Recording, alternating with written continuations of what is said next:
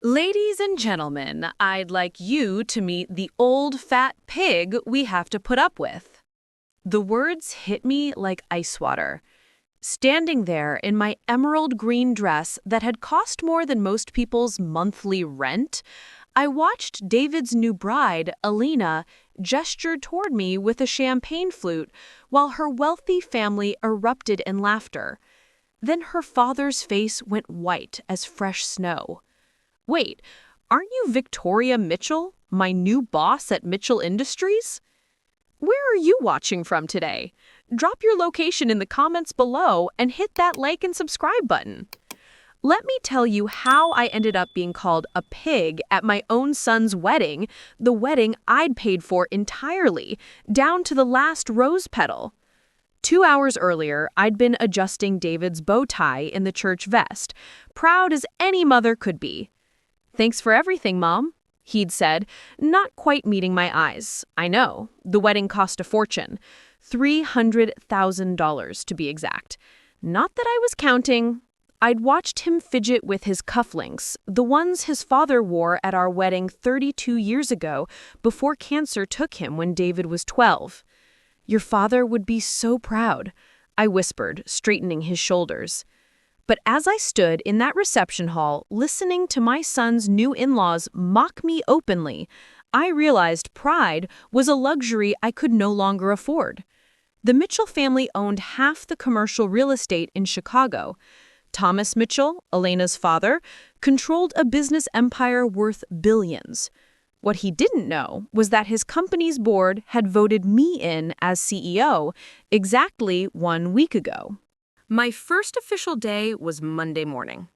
"Mrs. Mitchell," Thomas stammered, his champagne glass trembling slightly. "I had no idea. Elena never mentioned." "Mentioned what, Daddy?" Elena's voice was sharp with confusion. She looked between us, her perfect smile faltering. "That David's mother is Victoria Mitchell." The silence spread like spilled wine across white linen. Elena's mother, Catherine, stepped forward with the kind of smile wealthy women perfect in finishing school. "Oh my goodness, what a delightful coincidence. You share the same last name as my husband's company." "Not a coincidence," I said calmly, watching Thomas's face cycle through several shades of pale. "I kept my married name after my husband died. Mitchell Industries was his family's business. I inherited his shares when he passed." The math was simple enough, even for people distracted by champagne. Controlling interest, voting power, the ability to hire and fire anyone I pleased. Alina's laughter died completely. "You're saying you own Daddy's company?" "Not own, dear. Control." I smiled, the same smile I'd used in 100 board meetings. "There's a difference." David appeared at my elbow, finally sensing the tension. "Mom, is everything okay?" I looked at my son, this man I'd raised alone after losing his father, who'd worked 2 jobs to put through business school, who'd sacrificed everything to give him every opportunity, and realized he'd positioned himself slightly closer to his new wife than to me. "Everything's perfect, sweetheart," I said, patting his arm. "I was just getting acquainted with your new family." Thomas cleared his throat, his business instincts finally kicking in. "Mrs. Mitchell, perhaps we could schedule a meeting next week. I'd love to discuss." "Monday morning," I interrupted smoothly. 9 o'clock sharp. My assistant will send you the address." I turned to Elena with my warmest smile. "Congratulations on your marriage, dear. I'm sure we'll be seeing much more of each other." As I walked away, I heard Elena hiss to her mother, "Why didn't you tell me she was somebody important?" "We didn't know," Catherine whispered back frantically. "Your father said David's mother was just some middle-class widow." Just some middle-class widow. The words followed me to the ladies' room, where I locked the door and stared at my reflection. My dress was elegant, my jewelry modest but real, my makeup perfect despite the emotional earthquake I just experienced. In the mirror, I saw a woman who'd spent 30 years building a business empire in her husband's memory. A woman who'd raised a son alone, paid for his education, his apartment, his car, and now his wedding. A woman who'd been called a pig by people who didn't realize she could destroy their entire world with a single phone call. But most importantly, I saw a woman who was just beginning to understand her own power. My phone buzzed with a text from my assistant. Board meeting moved to Tuesday. Emergency HR situation requires immediate attention Monday. I smiled at my reflection and began reapplying my lipstick. Monday was going to be very interesting indeed. The path to that humiliating moment had started 18 months earlier when I'd made the mistake of being too generous with my son's happiness. David had called on a Tuesday evening, his voice carrying that particular tone that meant he needed something expensive. "Mom, I've got incredible news. Elena said yes." I'd been reviewing quarterly reports in my home office, but I set everything aside. My son was engaged. Despite everything else, the mother in me was genuinely thrilled. "Oh, honey, that's wonderful. When did you propose?"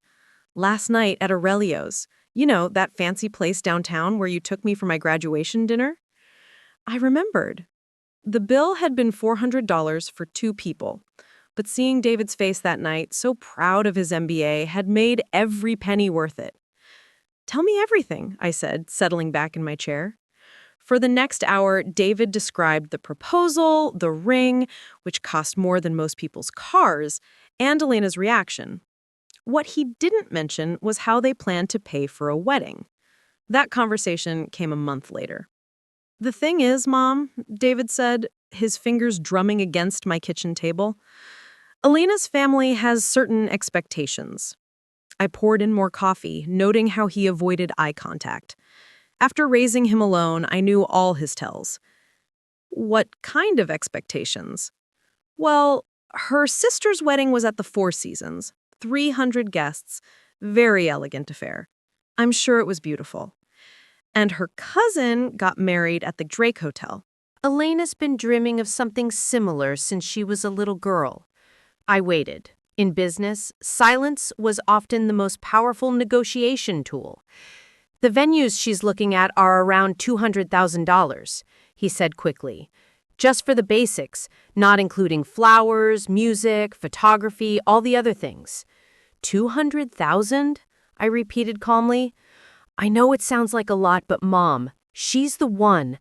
I want to give her everything she deserves." "What about what you deserve?" I thought. "What about what I deserve after sacrificing everything for your happiness?" But I looked at my son's face, so hopeful, so young, despite being 31 years old, and I felt the familiar tug of maternal love overriding common sense. "Have you talked to Elena about a smaller wedding?" "You don't understand. Her family, they're wealthy, Mom. Really wealthy. Her father owns Mitchell Industries." The irony wasn't lost on me. My son had no idea that I'd been quietly acquiring shares in Thomas Mitchell's company for years, building toward the controlling interest my husband had always dreamed of securing. "And you feel pressure to match their lifestyle?" "I want to be worthy of her," he said simply. Those 6 words broke my heart. I'd raised this boy to believe he was worthy of anything, anyone. How had I failed so completely that he thought love required a price tag? "David, if she loves you, a courthouse ceremony would be enough."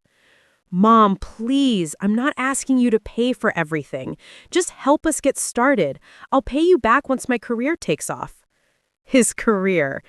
David had graduated with his MBA a year earlier and was working at a mid-level consulting firm, making decent money, but nowhere near enough to support the lifestyle he'd grown accustomed to through Elena's family.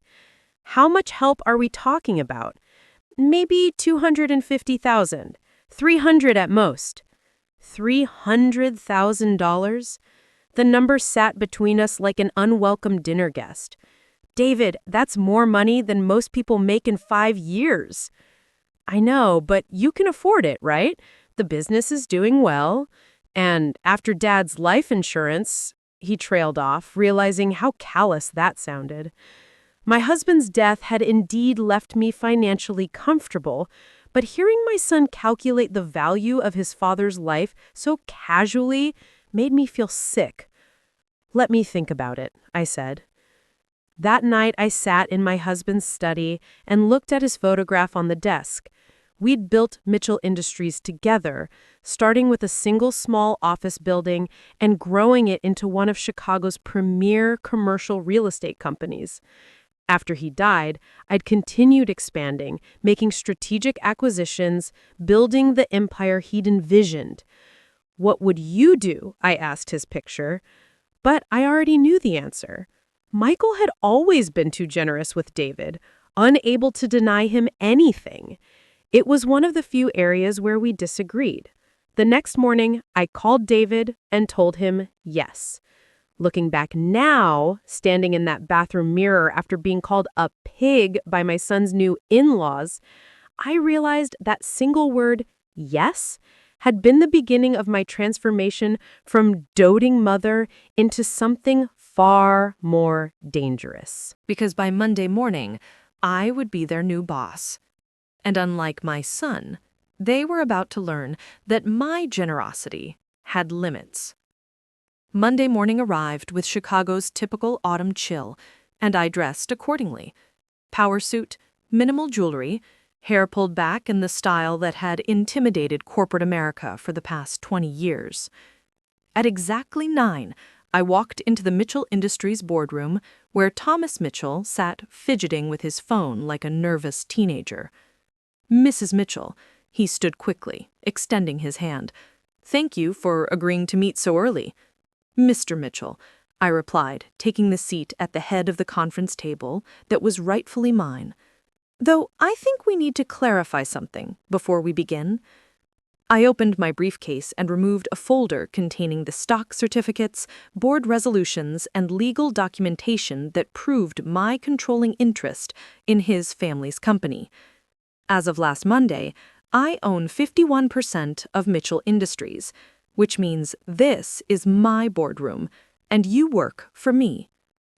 Thomas's face cycled through several emotions before settling on barely controlled panic. Mrs. Mitchell, I think there's been a misunderstanding. This company has been in my family for 3 generations. Built on land and initial capital provided by my husband's grandfather in 1952, I corrected calmly. Your grandfather was the junior partner, Mr. Mitchell. The contracts are quite clear. I slid a manila envelope across the polished table. Inside were photocopies of the original partnership agreements, documents I'd spent years tracking down through legal archives and private collections. Your family managed the business beautifully while maintaining minority ownership. But when my husband died, his shares passed to me. I've spent the last 15 years quietly purchasing additional stock whenever it became available. This is impossible, Thomas whispered, but his hands shook as he flipped through the paperwork. The impossible part, I said, allowing a small smile, is that you didn't notice your own board approved my appointments to key positions. Your CFO reports directly to me. Your legal team answers my calls. Thomas looked up with something approaching horror. What do you want? First, I want an apology for your daughter's behavior at the wedding reception. Elena can be spirited. She didn't mean anything by those comments. She called me a pig in front of 200 guests, including my son. She's young. She's 28 years old and married to my son. old enough to understand consequences. I lean forward slightly. Here's what's going to happen. Elena will call me today and apologize sincerely for her behavior. Not because you told her to, but because she understands that respect isn't optional in this family. Thomas nodded quickly. Of course. I'll speak with her immediately. Second, we're going to restructure this company's employee benefits program. I've reviewed your current policies, and they're embarrassingly inadequate for a business of this size. This was actually true. Mitchell Industries employed over 300 people, but their health insurance was mediocre and their retirement plan was nearly non-existent. The improvements will cost approximately $2 million annually, I continued. Consider it my contribution to social responsibility.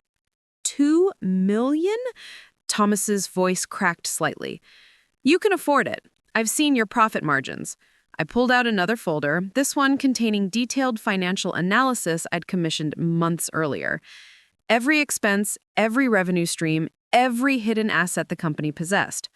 Third, your son-in-law, David, will be receiving a promotion to senior associate with appropriate salary adjustment. He's actually quite bright when he applies himself. I didn't realize David worked here. He doesn't yet, I smiled again, this time with genuine warmth. His first day is Wednesday. Thomas stared at me like I'd just declared myself Queen of Illinois.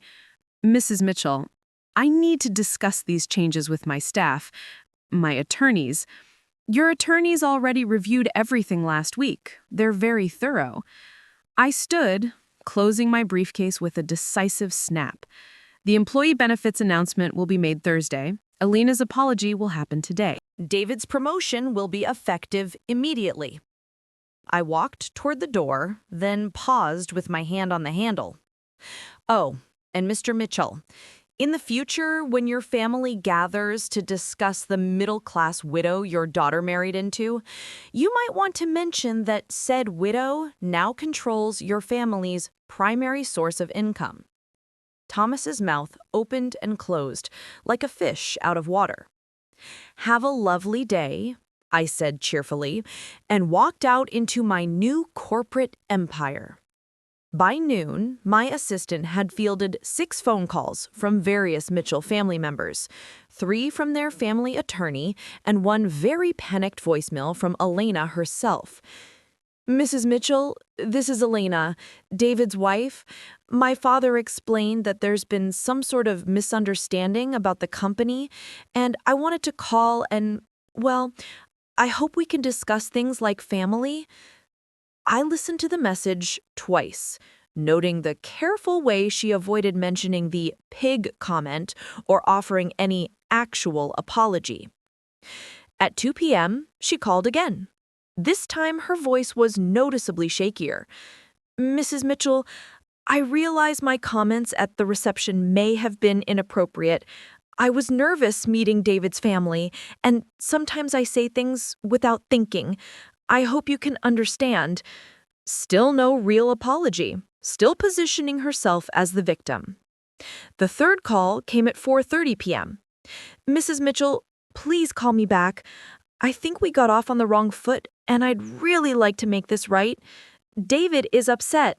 My father is having some kind of crisis, and I just want to understand what's happening. I deleted all 3 messages without returning her calls. Tuesday morning, Thomas Mitchell appeared at my office door at 8 a.m. sharp, looking like he hadn't slept. Mrs. Mitchell, please.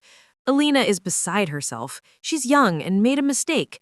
Surely we can work this out as reasonable people. I gestured to the chair across from my desk. Mr. Mitchell, let me explain something about reasonable behavior. When someone pays for your daughter's entire wedding, venue, food, flowers, music, photography, reasonable behavior would be gratitude, or at minimum, basic courtesy. You paid for the wedding? Every penny. $312,000. I pulled out the receipts I'd requested from David the night before. Would you like to see the invoices? Thomas stared at the papers spread across my desk, his face growing paler with each line item. She had no idea, he whispered. No, She didn't, because your family makes assumptions about people without bothering to learn the facts. I stood up and walked to the window overlooking downtown Chicago, watching the morning traffic crawl through the streets below. But here's what I find most interesting, Mr. Mitchell. Your daughter can afford to mock the woman who paid for her wedding because she knows her family has money. She can afford to be cruel because she's never faced consequences for her actions.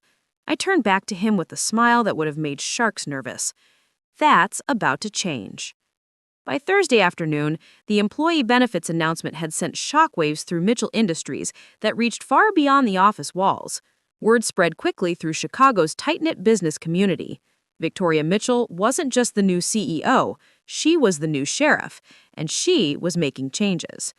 The first sign that my message was being received came Wednesday evening when David called, his voice tight with confusion and something that might have been fear. "Mom, Elena's father offered me a job today. Senior associate, starting salary $90,000 plus benefits. It's a great opportunity, but it feels weird, like charity. And Elena's been acting strange since the wedding." She won't tell me what's wrong, just keeps asking questions about our family's finances. I smiled into my phone. "Did you take the job?" "Well, yes. I mean, it's double what I was making at the consulting firm. But Mom, did you have something to do with this?" "David, you're a bright young man with an MBA and strong analytical skills. Perhaps Mr. Mitchell simply recognized your potential." "Right," he said, but his tone suggested he wasn't buying it. "Mom, is there something you're not telling me about the Mitchell family?" "Why don't you ask your wife? She might have some insights." The second sign came Thursday morning, when my assistant informed me that Mrs. Catherine Mitchell, Elena's mother, had requested a lunch meeting. The woman who'd stood silently by while her daughter called me a pig now wanted to chat over salads. "Tell her I'm available tomorrow at noon. The Chicago Club, private dining room." Friday arrived gray and drizzly, perfectly matching my mood as I sat in the elegant dining room waiting for Catherine Mitchell to make her entrance. She arrived precisely on time, dressed in the kind of understated elegance that screamed expensive without being flashy. "Victoria," she said warmly, as if we were old friends. "Thank you so much for agreeing to meet you. I've been simply dying to get to know you better." "Catherine," I gestured to the chair across from me, "how lovely to see you again." She settled herself with the practiced grace of a woman who'd attended 1,000 similar lunches, then spent several minutes discussing the weather, the restaurant's reputation, and other meaningless pleasantries. Finally, she got to the point. "Victoria, I want to address what happened at the wedding reception. Elena can be impulsive when she's nervous. She was overwhelmed by the day, and I'm afraid she spoke without thinking." "Impulsive?" I repeated. "Is that what we're calling it?" "She's mortified by her behavior, absolutely mortified. She wanted to call and apologize personally, but she's been so worried about making things worse." I sipped my water, watching Catherine's carefully constructed composure. And yet, she's called my office 3 times without actually apologizing. Catherine's smile flickered slightly. "I think she's intimidated by your success. Thomas explained that you've built quite an impressive business empire." "My husband and I built it together. I've simply continued his vision."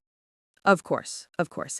And speaking of vision, I understand you've made some wonderful changes at Mitchell Industries. The employee benefits improvements are so generous. Here it comes. I thought the real reason for this lunch. Thomas is thrilled to have someone with your expertise overseeing operations, Catherine continued. Though I confess, we're a bit concerned about the financial impact of such extensive changes so quickly. Are you questioning my business decisions, Catherine? Oh, no, not at all. It's just that Thomas has always run the company conservatively, and sudden large expenditures make him nervous. I leaned back in my chair, studying her face. Catherine, let me ask you something. What do you know about my son? The question clearly caught her off guard. David? He seems like a lovely young man, very devoted to Elena. He is devoted to her. Perhaps too devoted. David spent his entire savings account on your daughter's engagement ring, borrowed money for the wedding suit, and when that wasn't enough to meet your family's standards, he came to me. Catherine's fork paused halfway to her mouth. $300,000, Catherine. That's how much your daughter's perfect wedding cost. Not your family's money. Not even David's money. Mine. The color drained from Catherine's face. I had no idea. No, you didn't. Because your family assumes that anyone who doesn't flaunt wealth must not have any. I leaned forward, my voice dropping to just above a whisper. But here's what I find most interesting about your family's finances, Catherine. I've done some research. I pulled out a slim folder and placed it on the table between us. Your husband's company shows impressive revenue, but when you factor in debt service, overhead, and operating expenses, the actual profit margins are quite thin. The Mitchell family lifestyle is largely maintained through corporate credit lines and real estate leverage. Catherine stared at the folder like it contained a live snake. In other words, your family's wealth is mostly theoretical, beautiful on paper, but highly vulnerable to market fluctuations or changes in corporate leadership. What are you saying? I'm saying that I could fire your husband tomorrow and replace him with someone who actually understands modern business practices. I could restructure the company's debt obligations. I could sell off assets your family considers untouchable. I smiled pleasantly while Catherine's world crumbled behind her eyes. Or, I continued, your daughter can call me tonight and offer a genuine apology for her behavior at the wedding reception.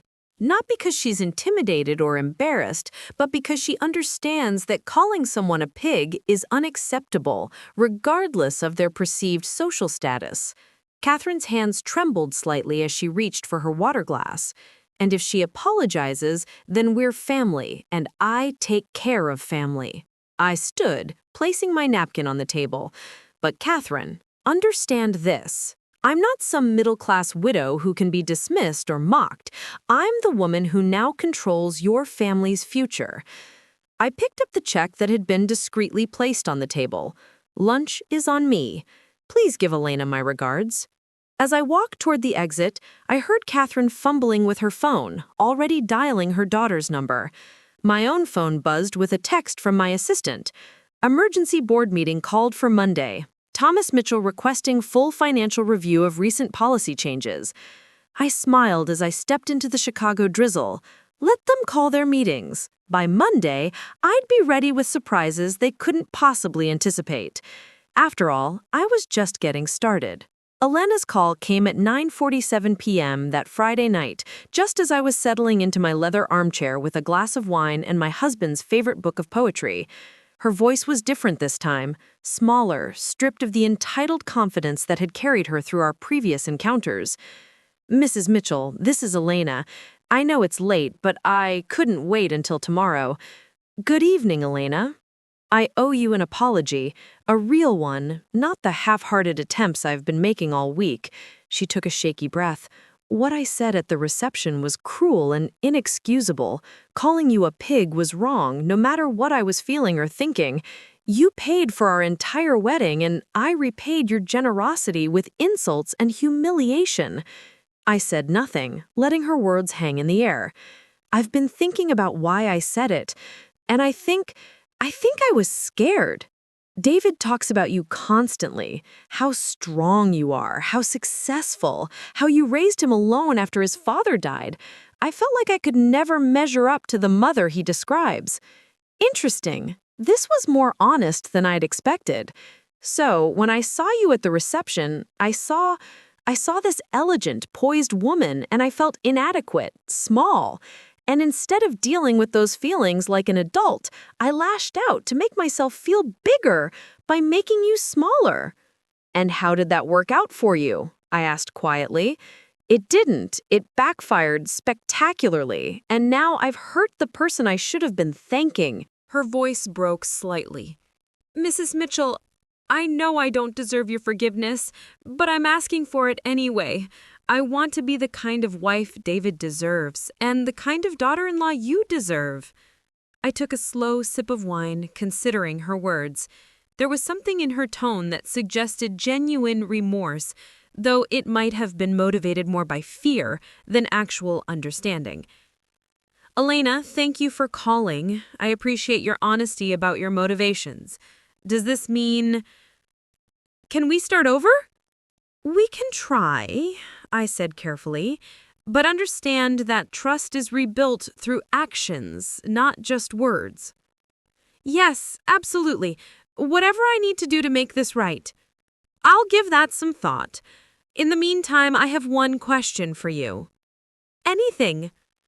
At the reception, when you introduced me to your family, you clearly believed you were speaking to people who shared your opinion of me, which means this wasn't a spontaneous insult. It was a planned humiliation. Silence stretched between us for nearly 10 seconds. Yes, she whispered. I had told them beforehand that David's mother was difficult, that she was always interfering and trying to insert herself into our relationship. But I've met you exactly twice before the wedding, both times at family dinners David organized. We've spoken for perhaps 20 minutes total. I know, I was repeating what David had said. The words hit me like a physical blow. My own son had been complaining about me to his fiancé, painting me as some kind of meddling mother-in-law before I'd even met her family. What specifically did David tell you about me? He said you had trouble letting go, that you still treated him like a child, that you used money to maintain control over his life. Her voice was barely audible. He said you'd probably try to take over the wedding planning and that I should be firm about boundaries. I closed my eyes, feeling something fundamental shift inside my chest. The son I'd raised, supported, and sacrificed for had been systematically undermining me to justify accepting my financial support while rejecting my emotional presence. Elena, thank you for your honesty. That took courage. Mrs. Mitchell, I realize now that everything he told me was wrong. You're not controlling. You're generous. You're not interfering. You're loving. I should have formed my own opinion instead of accepting his characterization. Yes, you should have. I stood and walked to the window, looking out at the city lights. But David is my son, and his opinion matters most in this situation. He loves you, Elena said quickly. He really does. I think he's just confused about how to be grateful without feeling guilty about accepting so much help. Perhaps. We'll see.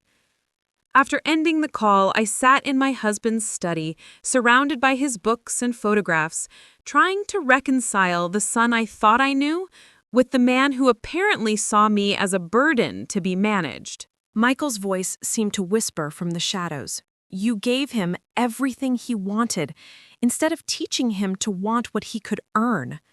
My phone buzzed with a text from David. Mom, Alana said she talked to you tonight. I hope we can all have dinner soon and work things out. I hate that there's tension in the family.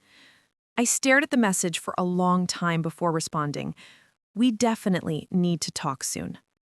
Saturday morning brought an unexpected visitor. I was reading the business section of the Tribune when my doorbell rang at 8 a.m. Through the peephole, I saw Thomas Mitchell standing on my front porch, looking like he'd aged 5 years in the past week. Mr. Mitchell, I said, opening the door. This is a surprise. Mrs. Mitchell, I apologize for the early hour. I was hoping we could speak privately before Monday's board meeting. I led him to my living room, noting how his eyes took in the understated elegance of my home. Quality furniture, original artwork, family photographs that spoke of a life well lived rather than wealth displayed. Coffee, please. He settled into the chair across from my sofa, his hands clasped tightly in his lap. Mrs. Mitchell, I want to be direct. I've called an emergency board meeting because I need to understand your intentions for Mitchell Industries. My intentions are simple: to run a profitable, ethical business that serves its employees and community well. The employee benefits changes alone will cost the company nearly $2 million annually. The facility improvements you've authorized add another $500,000. These aren't sustainable expenditures, given our current profit margins. I poured coffee from the silver service that had been my wedding gift 32 years earlier. Thomas, what do you know about your company's actual financial position? I know we're profitable, but conservative. We maintain steady growth without taking unnecessary risks. You're profitable, but stagnant, I corrected. Your company owns 37 commercial properties in prime Chicago locations. The rental income alone should generate 50% more revenue than you're currently showing. I handed him a coffee cup and sat down with my own. Your problem isn't profitability, Thomas. It's management. You're running a 21st century real estate empire with 1980s business practices. I've been in this business for 30 years, he said stiffly. And you've done adequately, but adequately isn't enough anymore. I smiled, but there was no warmth in it. Which brings us to Monday's board meeting. Thomas shifted uncomfortably. The board has some concerns about the rapid pace of change under new leadership. The board consists of 7 members. 3 were appointed by me over the past 18 months. 2 others are longtime business associates who respect my husband's legacy. That leaves you and your cousin, Edward. I watched his face as the mathematics of corporate democracy sank in. In other words, Thomas, your emergency board meeting is going to be very educational for you. He set down his coffee cup with shaking hands. What do you want from us, from my family? I want what I've always wanted. Respect. Not for my money, not for my corporate position, but for me as a person worthy of basic human decency. I stood and walked to the mantelpiece where my wedding photograph sat beside pictures of David from birth through college graduation. Your daughter called me a pig at my son's wedding, Thomas. She did it because she believed her family's money made her superior to the woman who'd paid for her celebration. That kind of casual cruelty reveals something ugly about character. Elena is young. Elena is old enough to be married, old enough to understand consequences. I turned back to him. But she's not my real problem, is she? Thomas stared at me with growing dread. My real problem is my son, who's been telling his wife that I'm a controlling, interfering mother who uses money to manipulate him. My son, who accepted $300,000 for his wedding while simultaneously resenting me for providing it. Family relationships are complicated. Yes, they are. And Monday morning, we're going to simplify them considerably. I walked him to the door, my mind already working through the details of what Monday's board meeting would bring. Have a lovely weekend, Thomas. Give my regards to your family. As I watched him drive away, I realized that everything up to this point had been preparation. The real battle was just beginning, and this time, I intended to win. Monday morning's board meeting began at 9 o'clock sharp in the Mitchell Industries conference room, with Thomas Mitchell looking like a man facing his own execution. The other board members filed in with varying degrees of confusion, unaware they were about to witness a corporate revolution. Gentlemen, I said, taking my place at the head of the table, thank you for accommodating this emergency session. Before we begin, I'd like to introduce myself properly to those who may not be familiar with my background. I distributed folders containing my complete professional biography, educational credentials, and the 20-year track record I'd built expanding my late husband's business interests. As you can see, I'm not some grieving widow playing at businesswoman. I hold an MBA from Northwestern, have successfully managed 8-figure real estate portfolios, and have been quietly acquiring Mitchell Industries stock for the past 15 years. Edward Mitchell, Thomas's cousin and the company's longtime treasurer, cleared his throat nervously. Mrs. Mitchell, while your credentials are impressive, this company has operated successfully under Mitchell Family Management for 60 years. Successfully is a generous term, Edward. I pulled out the comprehensive financial analysis I'd commissioned months earlier. Your revenue growth has been flat for 7 years. Your profit margins have declined consistently since 2018. Your employee retention rate is 30% below industry standards. I watched their faces as the numbers sank in. Meanwhile, you're sitting on prime commercial real estate and Chicago's most desirable locations, charging below market rents because you've prioritized relationship preservation over business optimization. Those relationships are valuable, Thomas protested. We have tenants who have been with us for decades. And they've been taking advantage of your sentimentality for decades. I smiled coldly. Effective immediately, all rental agreements will be reviewed and adjusted to current market rates. Tenants who wish to continue their leases will pay fair value. Those who don't can find alternative accommodations. That's not how we do business, Edward stammered. It's how I do business, and since I control this company, it's how we'll do business going forward. Board member Robert Chen, one of my appointees, spoke up supportively. Mrs. Mitchell's analysis is thorough and accurate. Mitchell Industries has been underperforming for years. The employee benefits improvements alone will cost us $2 million annually, Thomas said desperately. We can't afford such extravagances.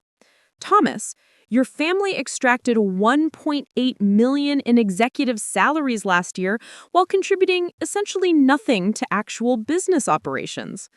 I let that fact settle over the room. Your son works in marketing, but spends most of his time playing golf. Your nephew manages property maintenance by delegating everything to contractors while collecting a 6-figure salary. The silence was deafening. So here's what's going to happen. Executive compensation will be tied directly to performance metrics. The marketing department will either generate measurable results or be eliminated entirely. Property management will be professionalized with actual oversight and accountability. You can't just eliminate family members from family business, Edward protested. I can, and I will if they can't justify their positions with actual work. I stood, gathering my materials. This meeting is concluded. Implementation of all discussed changes begins tomorrow. Wait, Thomas called out desperately. We need to vote on these proposals. No, Thomas. You need to understand something about corporate governance. I turned back to face the table. I don't need your approval for business decisions. I need your compliance. As I walked toward the door, I heard Edward whisper to Thomas, "How did we let this happen?" The answer was simple. They'd been so focused on maintaining their comfortable lifestyle that they'd never noticed someone else building the power to destroy it. My phone buzzed with a text from David as I returned to my office. "Mom, can we have dinner tonight? Elena is really upset about everything that's happening with her family." I stared at the message, feeling that familiar tug between maternal love and growing resentment. My son wanted to discuss his wife's feelings while remaining completely oblivious to mine. 7 o'clock, I texted back. My house. It was time for David and I to have the conversation we should have had years ago. The afternoon brought a parade of panicked phone calls from various Mitchell family members, all trying to understand what was happening to their comfortable world. I ignored most of them, but answered when Catherine Mitchell called at 3 p.m. "Victoria, please, we need to talk." The family is in crisis. The family is experiencing accountability for the first time in decades. Catherine, I'd hardly call that a crisis. Thomas came home looking like someone had died. He's locked himself in his study and won't speak to anyone. Perhaps he's reflecting on 30 years of mediocre business practices. This isn't just about business anymore, is it? This is personal revenge for what happened at the wedding. I leaned back in my office chair, looking out at the Chicago skyline. Catherine, if I wanted personal revenge, your family would already be homeless. What I want is respect. And since your family only understands power, I'm speaking your language. What can we do to fix this? That depends entirely on how quickly your family learns to treat people with basic human decency. After hanging up, I spent the rest of the afternoon reviewing personnel files and financial records, preparing for the changes I'd implement over the coming weeks. But my mind kept drifting to the evening's dinner with David, and the conversation that would finally reveal how my son really saw me. At 6:30, I set the dining room table for 3 using my finest china and silver. If this was going to be a confrontation, it would at least be a civilized one. David and Elena arrived precisely at 7, both looking like they were attending a funeral rather than a family dinner. Elena's eyes were red from crying, and David wore the same expression he'd had as a child when he knew he was in trouble but couldn't figure out how to fix it. "Mom," he said, kissing my cheek awkwardly, "thank you for agreeing to see us." "Of course, sweetheart. You're always welcome here." Dinner passed in uncomfortable small talk until I finally set down my fork and looked directly at my son. "David, we need to discuss something that's been troubling me." His face went pale. "What's wrong?" "Alana told me about the conversations you had with her regarding my character, specifically your concerns about my being controlling and manipulative." The color drained completely from his face as he realized his wife had shared their private discussions. "Mom, I was just trying to prepare her for what exactly?" David looked helplessly at Elena, who was studying her plate as if it held the secrets of the universe. "You've always been generous, maybe too generous, and I didn't want her to feel obligated to accept help if it came with strings attached." "What strings, David?" "You know, expectations that we'd have to live our lives according to your approval." I felt something cold and final settle in my chest.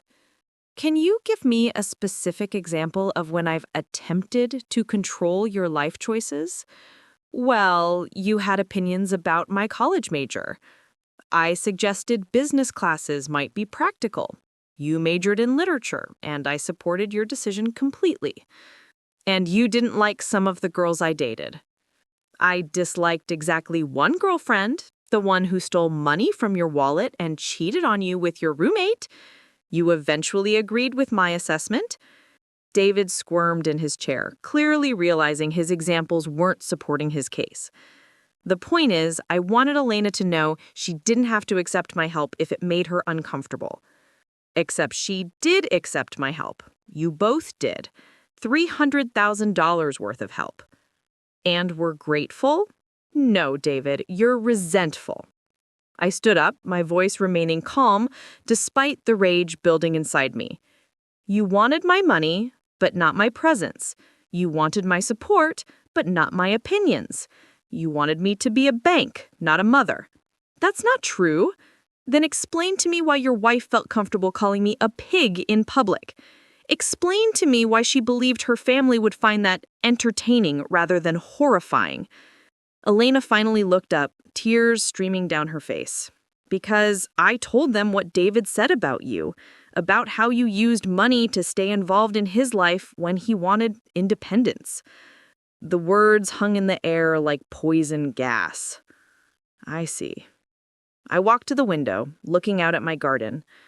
"So, my financial support for your education, your car, your apartment, your wedding, all of that was manipulation rather than love?" "Mom, you know that's not what I meant." "Actually, David, I think it's exactly what you meant." I turned back to face them both. "And you know what? You're right. I have been using money to maintain our relationship." Both of them stared at me in shock. "But starting tomorrow, that ends completely." "What do you mean it ends?" David's voice cracked slightly, and I recognized the tone from his childhood, the moment when he realized his actions had consequences he hadn't considered. "I mean, I'm done being your ATM, sweetheart." I walked back to the table, but remained standing, looking down at my son and his wife. No more birthday checks, Christmas gifts, emergency loans, or surprise assistance with bills. "Mom, you can't be serious." "I'm completely serious. You wanted independence from my supposed manipulation, and I'm giving it to you. I smiled, but there was no warmth in it. Effective immediately, you're financially independent. Elena looked panic-stricken. Mrs. Mitchell, I think there's been a misunderstanding. We never said we didn't want your support. No, dear. You just said I was using that support to control your lives. Well, problem solved. David jumped up from his chair. This is crazy. One stupid comment at a wedding and you're cutting us off completely? One stupid comment? My voice remained dangerously calm.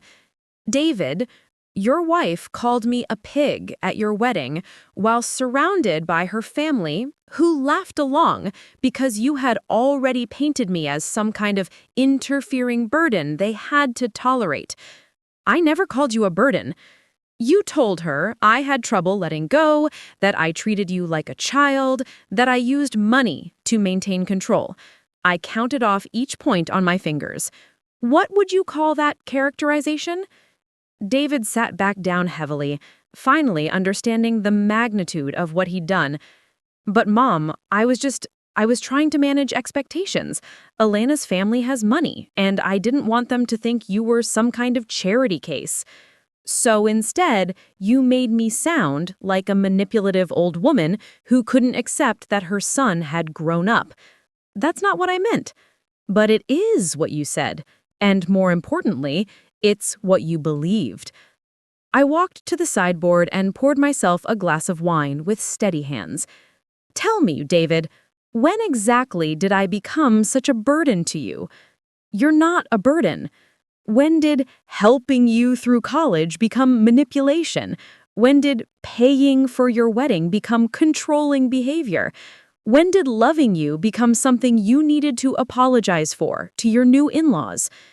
The silence stretched until Elena finally spoke up. Mrs. Mitchell, I think David was just nervous about fitting in with my family. He wanted to seem independent and successful, and he couldn't seem independent and successful with a mother who supported him. My family, they can be judgmental about people who need help. Ah, I took a sip of wine, finally understanding the real dynamic.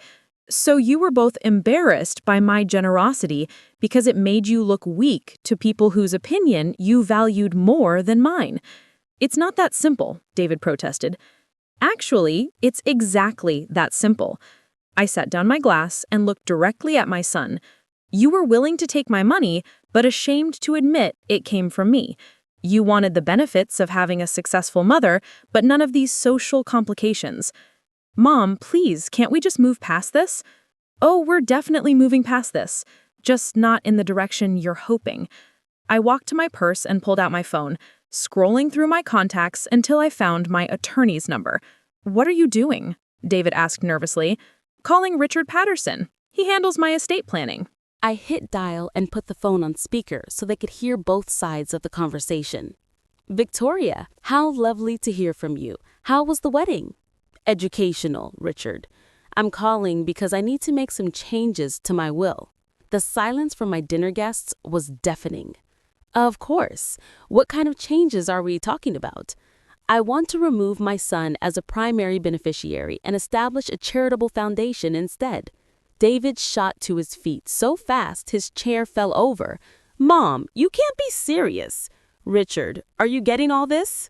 My son seemed surprised that actions have consequences. Victoria, perhaps we should schedule a meeting to discuss this properly. Major estate changes shouldn't be made in emotional moments. This isn't emotional, Richard. It's logical. Why would I leave my assets to someone who sees my support as manipulation?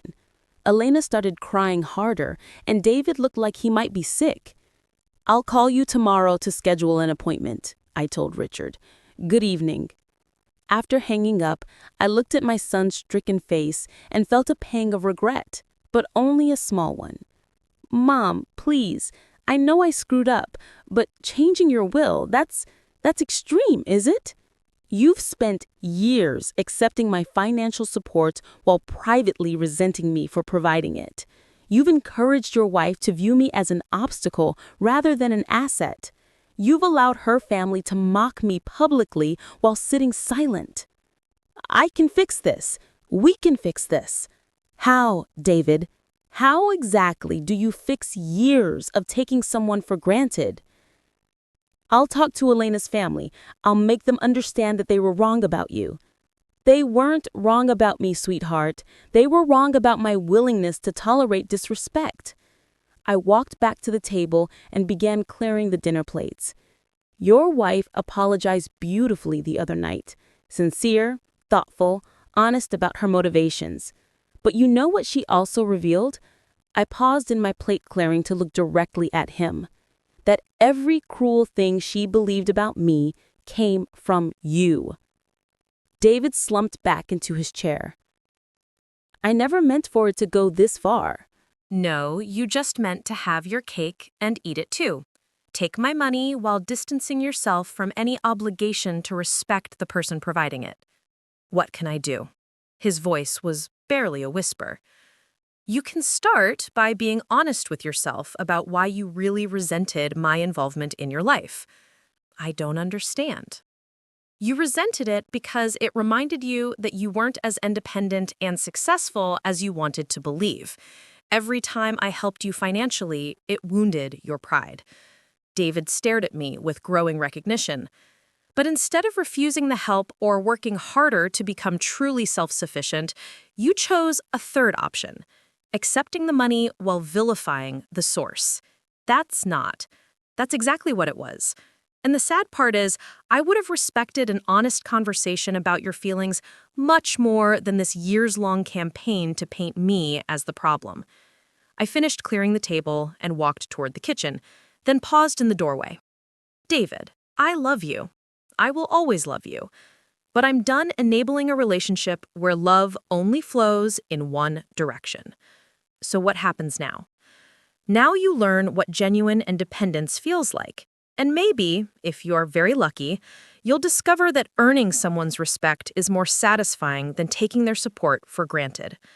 I left them sitting in my dining room and went to call Richard Patterson back. It was time to make some very real changes to my estate planning. After all, I had a charitable foundation to establish. Tuesday morning brought the expected fallout from Monday night's dinner, but not from the sources I'd anticipated. Instead of panicked calls from David or Elena, my phone rang at 7 a.m. with Thomas Mitchell's name on the caller ID. Mrs. Mitchell, we have a problem. Good morning to you too, Thomas. What seems to be the issue? 3 of our largest tenants received lease renewal notices yesterday, demanding immediate rent increases averaging 40%. They're threatening to vacate.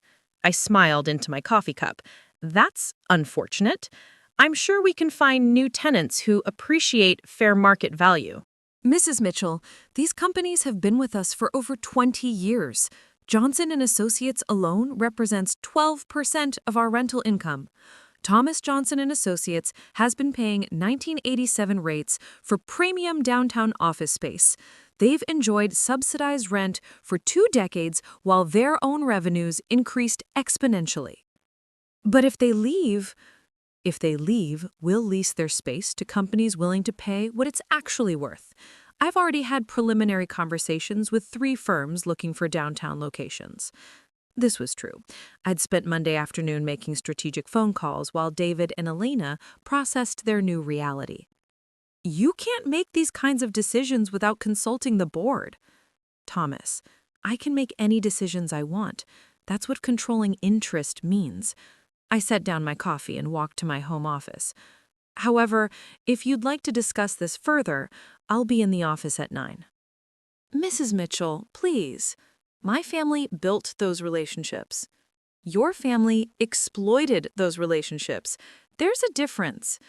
After hanging up, I reviewed the list of changes I'd planned for Mitchell Industries. Rent increases were just the beginning. By the end of the week, I'd eliminate redundant positions, restructure the corporate hierarchy, and implement performance standards that would shock them into either productivity or resignation. My second call came from Catherine Mitchell at 8:30, her voice tight with barely controlled hysteria. Victoria, Thomas told me about the rent situation. You're going to destroy the company out of spite. I'm going to optimize the company's performance, Catherine. The fact that this threatens your family's comfortable incompetence isn't my concern. This has gone too far. We understand you were hurt by what happened at the wedding, but punishing everyone isn't the answer. Catherine, let me explain something about punishment versus consequences. Punishment is what you do to hurt someone for past behavior. Consequences are what naturally follow from poor choices. I pulled into my office parking garage, noting that Thomas's car was already there despite our 9 a.m. meeting time. Your family has operated this business like a personal piggy bank for decades. You've hired relatives regardless of qualifications, paid yourselves excessive salaries for minimal work, and charged below-market rents to maintain social relationships rather than maximize profits. That's how family businesses work. That's how family businesses fail, Catherine. But don't worry. Under my management, Mitchell Industries will finally reach its potential. And what about our family's livelihood? What about it? Thomas can earn his salary by actually managing the company effectively. Your son can learn to do real marketing work or find employment elsewhere. Your nephew can master property management or discover what life is like outside the family safety net.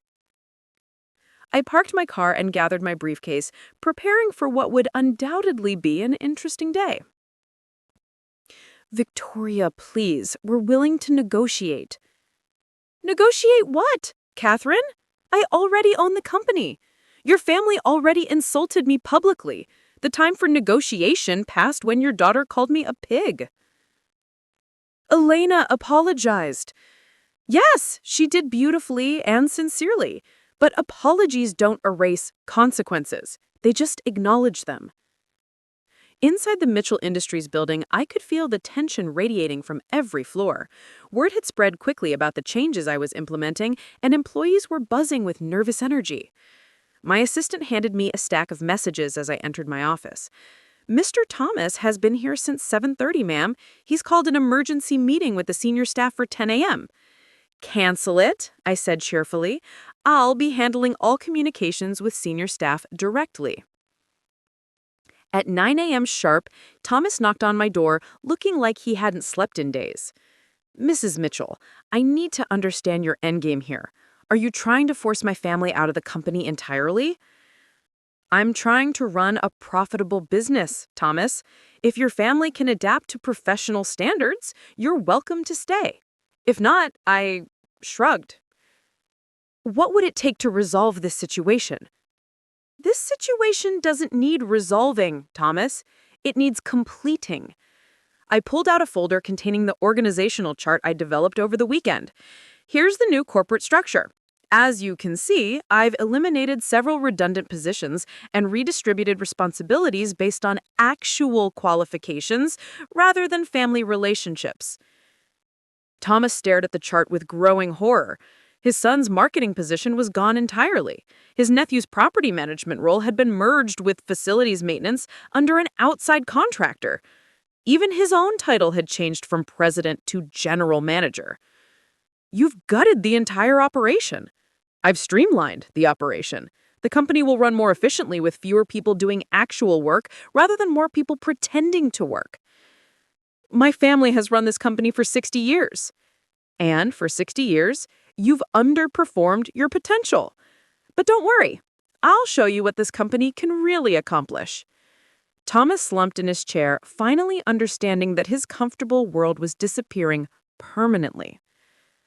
Mrs. Mitchell, what would it take for you to sell the company back to my family? The question hung in the air while I considered my response. Finally, I smiled. Thomas, even if your family could afford to buy me out, which you can't, why would I sell a profitable business to people who've proven they can't manage it effectively? Because it's our legacy. It's my husband's legacy. Your family just happened to be managing it poorly. My phone buzzed with a text from David. Mom, I've been thinking about everything you said. Can we please talk again? I want to make this right. I showed the message to Thomas. Your family isn't the only one learning about consequences today. What do you mean? I mean, my son is discovering what life looks like when you can't take someone's support for granted. Thomas looked confused, so I explained about David's financial independence and my estate planning changes. You disinherited your own son. I'm considering it. He'll need to demonstrate that he values our relationship for more than just its financial benefits. That's incredibly harsh. Thomas, your daughter called me a pig at my son's wedding. Your family laughed along with the insult. My son had spent months priming his wife to see me as a burden rather than a blessing. I stood and walked to my office window, looking down at the busy Chicago street below. I'm 62 years old. I've spent the last 30 years building businesses, supporting family members, and generally making everyone else's life easier while my own needs came last. But surely nothing, Thomas. I'm done being taken for granted by people who benefit from my generosity while privately resenting my existence. I turned back to face him with a smile that made him visibly uncomfortable. But here's the beautiful thing about being in control of your own life. You get to decide who deserves your time, energy, and resources. And you've decided we don't deserve them. I've decided you need to earn them. All of you. My assistant knocked and entered with an urgent message. Mrs. Mitchell, David is in the lobby asking to see you. He says it's important.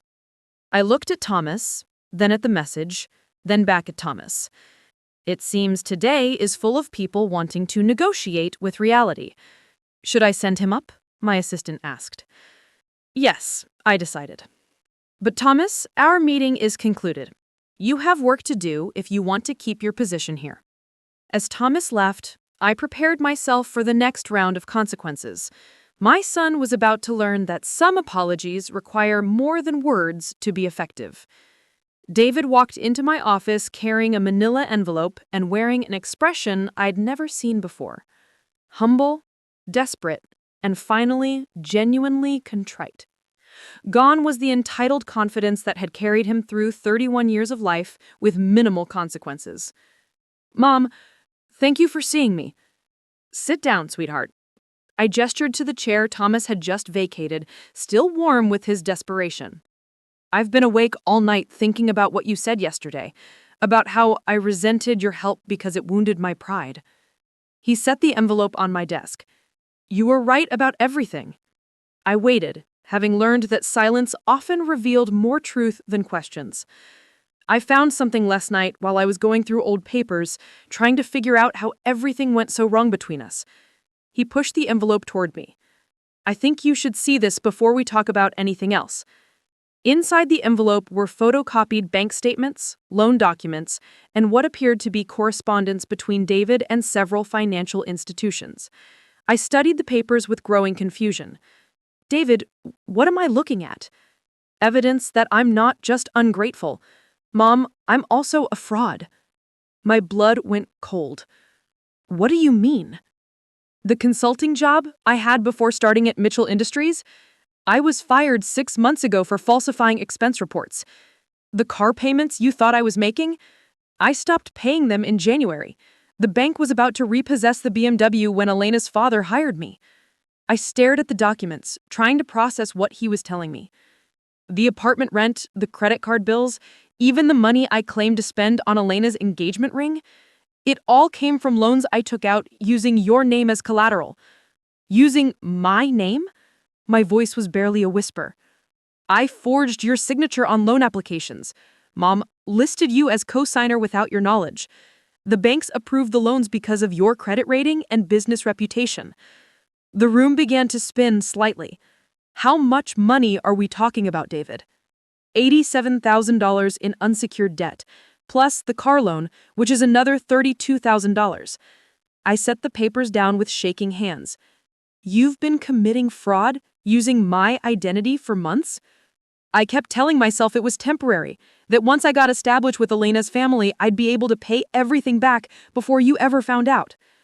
And the wedding expenses? The $300,000 I paid directly? I needed that money to stay afloat, Mom, to keep up appearances until I could figure out a permanent solution. I stood up and walked to my office window, trying to breathe normally while my world rearranged itself around this new reality. So, when you told Elena I was controlling and manipulative, you were actually describing yourself. Yes. His voice broke completely. I was projecting my own behavior onto you because I couldn't face what I'd become. I turned back to him, seeing my son clearly for perhaps the first time in years. Not the successful, independent man I'd believed I was raising, but someone who'd been lying, stealing, and manipulating his way through life while blaming others for his problems. David, do you understand what you've done? This isn't just about money. I know. I've destroyed your trust. I've committed crimes using your identity. I've ruined everything.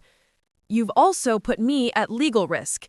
If those banks discover the forged signatures, they won't. I mean, they shouldn't. The loans are current as long as I keep making minimum payments from my new salary.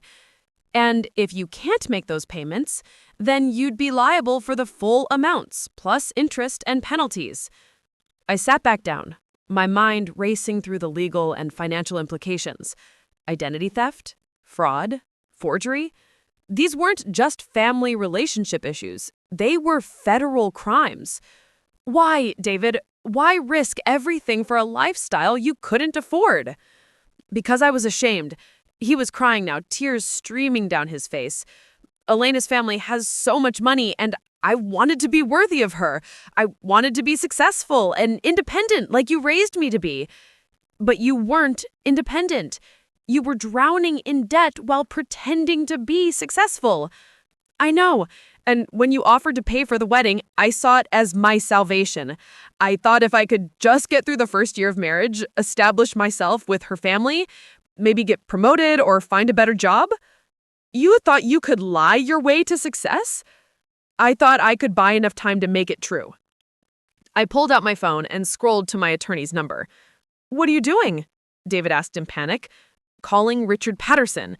We need legal advice about how to handle this situation. Mom, please, if this becomes public, it'll destroy my marriage, my career, everything. David, it's already destroyed. The question now is how much damage we can contain. I hit dial and waited for Richard to answer. Victoria, twice in 2 days. Are you having an estate planning crisis? Richard, I need to see you immediately. My son has just confessed to committing identity theft using my name to secure fraudulent loans. The silence on the other end of the phone lasted several seconds. How much money are we talking about? Approximately $120,000 in various loans and credit agreements. Jesus, Victoria, when can you be here? Give me an hour.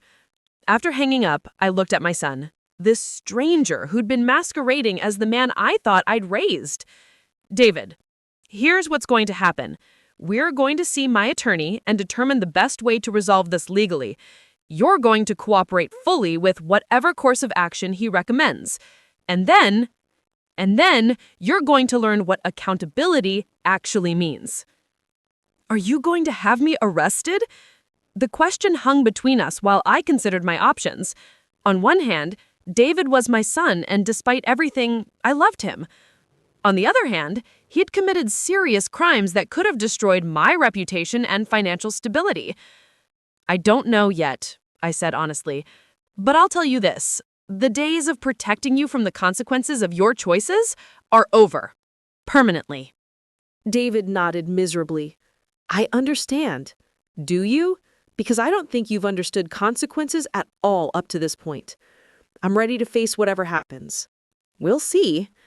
I gathered the loan documents and put them back in the envelope, my hands steadier now than they'd been when I first read them. One more question, David. Does Elena know about any of this? No. She thinks I'm successful and financially stable.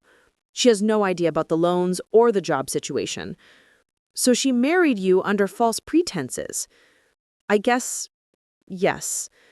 I looked at my son, this man I'd raised to be honest and responsible, who'd instead become a liar and a criminal, and felt something fundamental shift inside me.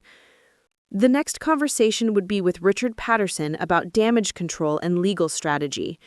But the conversation after that would be with Elena Mitchell about the man she'd actually married. Because if my family was going to fall apart, at least it would be based on truth instead of lies. 3 hours later, I sat in Richard Patterson's law office with Data beside me, watching my attorney review the evidence of my son's systematic fraud with the grim professionalism of a man who'd seen too many family disasters. The good news, Richard finally said, is that we can resolve this without criminal charges if we act quickly and strategically. David sagged with relief, but I remained tense. What's the bad news? The bad news is that Victoria will need to assume responsibility for all the debts to protect her own credit rating and reputation. If the banks discover the forged signatures, they'll pursue both civil and criminal remedies. How much will this cost me in total? Richard consulted his notes. Approximately $137,000 to pay off all existing loans, plus interest and penalties. However, if we handle this correctly, we can characterize the payments as family assistance, rather than fraud remediation. I looked at David, who was staring at his hands in shame. And what happens to my son? David will sign confession documents acknowledging his actions, agree to immediate repayment terms, and submit to financial monitoring for the next 5 years. He'll also need to undergo counseling for gambling and financial addiction. I don't have a gambling problem, David protested weakly. You forged your mother's signature on loan documents to maintain a lifestyle you couldn't afford, Richard said sharply. That's addictive behavior, regardless of the underlying compulsion. I stood and walked to the window overlooking downtown Chicago, the same view I'd been staring at for the past week while my life rearranged itself around unwelcome truths. Richard, prepare whatever documents you need. I'll cover the debts, and David will comply with your repayment plan. Mom, I can't ask you to. You're not asking, David. I'm deciding. Because unlike you, I take responsibility for cleaning up messes instead of creating bigger ones. Richard handed us several documents to sign, and within an hour, the legal framework was in place. David would keep his job at Mitchell Industries, but every penny of his salary above basic living expenses would go toward repaying me. It would take him approximately 8 years. As we left Richard's office, David finally asked the question I'd been waiting for. What happens with Elena? Are you going to tell her about the loans and the lies? I'm going to tell her the truth, David. Something you should have done before you married her. She'll leave me. She might, but she deserves to make that choice based on reality instead of fantasy. We drove back to Mitchell Industries in silence, both lost in our own thoughts about the wreckage we'd discovered. When we arrived, my assistant handed me an urgent message. Mrs. Mitchell, Elena called 3 times, asking to meet with you. She sounded quite distressed. Did she say what about? Something about discovering financial documents in David's home office? David went white. Oh, God, she found the loan papers I'd hidden.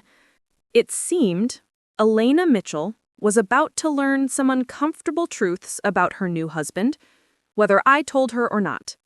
An hour later, Elena sat in my office crying hysterically while David slumped in the chair beside her, no longer even attempting to maintain his facade.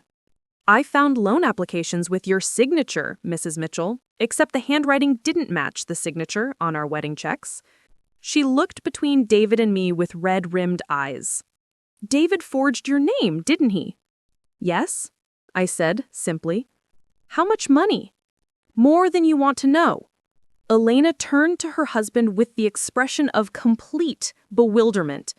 Who are you? Because you're not the man I married. I'm the same person. No.